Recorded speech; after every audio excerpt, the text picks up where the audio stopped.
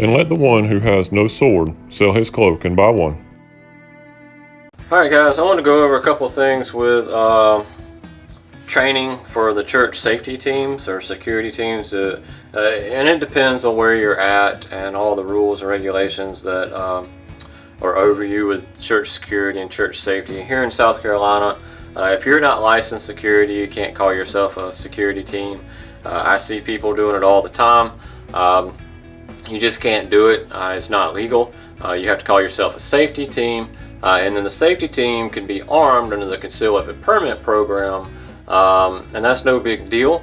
However, you can't call yourself a security team unless you're licensed. And you know, I get a lot of pushback on that. It's like, well, I don't think personally that your local government's going to care. Your local police officers are going to care. What I think is going to happen is, because if you have a shooting or something in your church, you're going to have the federal government on your doorsteps within minutes, and they come to you and they say, hey, do you have a security team? Yeah, we do. We've got these guys. Oh, are you licensed? Well, no, we're not. Oh, well, all y'all are going to jail. That's where I think it's going to hit the road. All right, so you know, the rubber's going to meet the road at that point. So for all y'all out there still calling yourselves security teams, you're not Class 3 licensed in South Carolina, stop. Call yourself a safety team performing security functions. Just stop.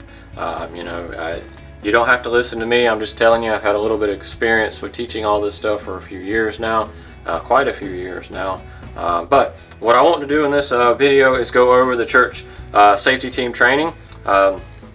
You know, again, you could call it a security if that, it depends on what state you're in. We just call it safety teams because that's where I'm at.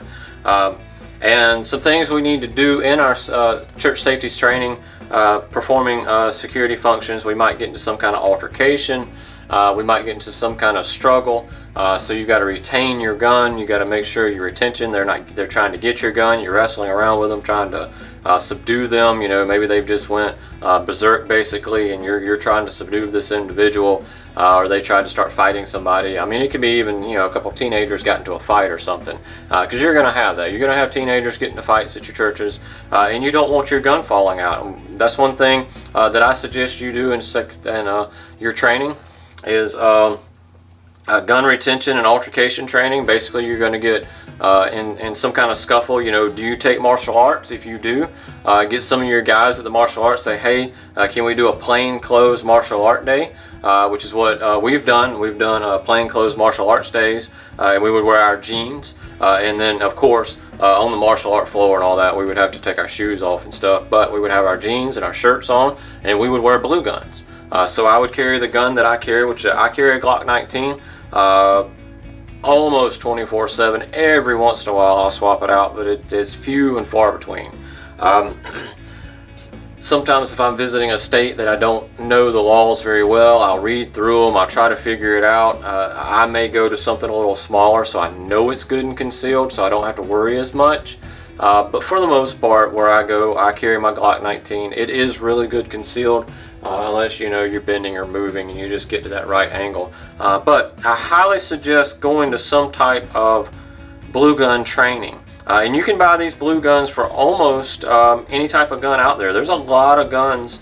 I mean, you've got this is the small SIG, the P238. This is your compact Springfield. It's the micro compact. However, with this one, it's still bigger than that one. They call it micro. I consider this a micro. I would consider this a subcompact. And then you've got your Glock. This is a 17. I do have the Glock 19 blue gun, but it's being used right now to make a holster. So it's securing in the press. And then of course your XD.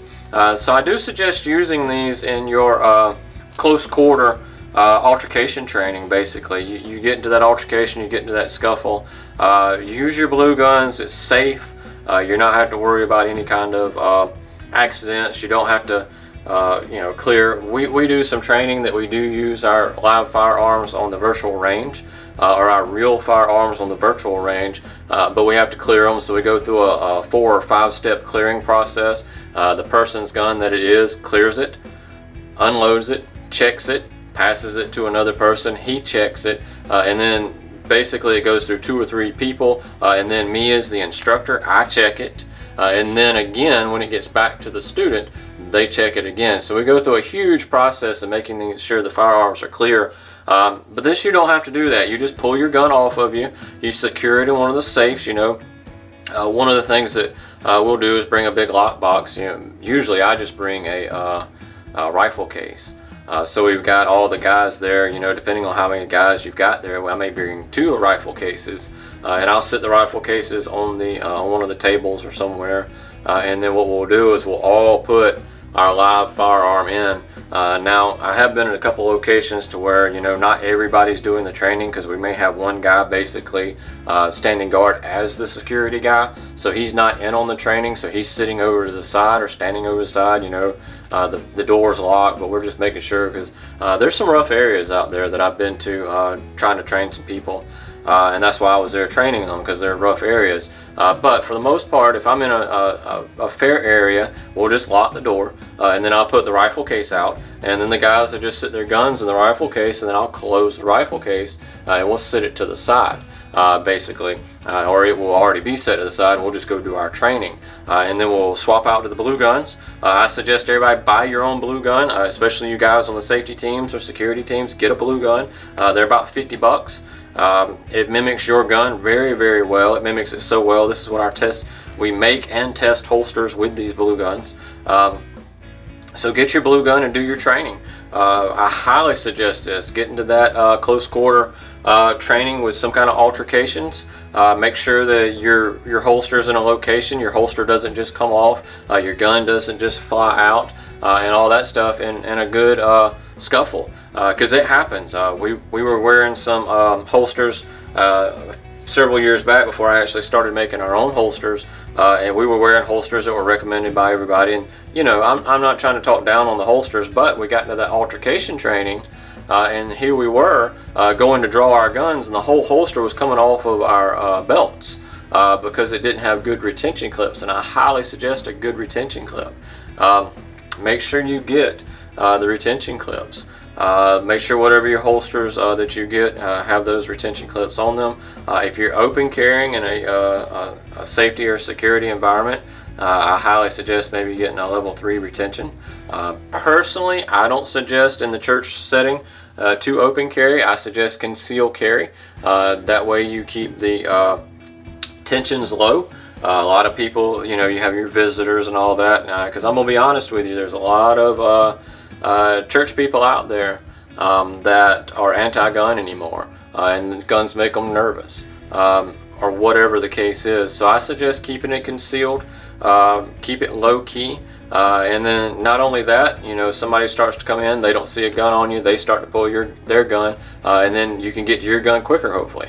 So they start to draw their gun, and then you draw down on them, and whatever you got to do, whether you got to take the shot or maybe they drop their gun and put their hands up, just depends on the situation. So blue guns, guys, I highly suggest going to this blue gun training so you can get in your close quarter situations to where maybe you have to push the guy off of you before you can draw your gun. You can draw your gun safely. This guy's coming at you with a knife. Maybe you've hooked around his arm and you've got him point blank range at you, and you draw your gun and make sure your gun's drawing and coming out, close to his chest or wherever you can get that shot off on him while he's trying to attack you, and stuff like that. So yeah, check out blue guns. Just look up this Rings blue guns. If you look here, Rings, just look up Rings blue guns, and you can pull it up and they'll send you over to guys that sell these. And again, they're around the $50 mark is what you're looking for. And if you can notice, this is only a little bit of the guns that they have out there. I think they have several hundred different makes and models that they have out there right now. So guys, blue gun training. Please like, subscribe, and comment on this video below. Thanks.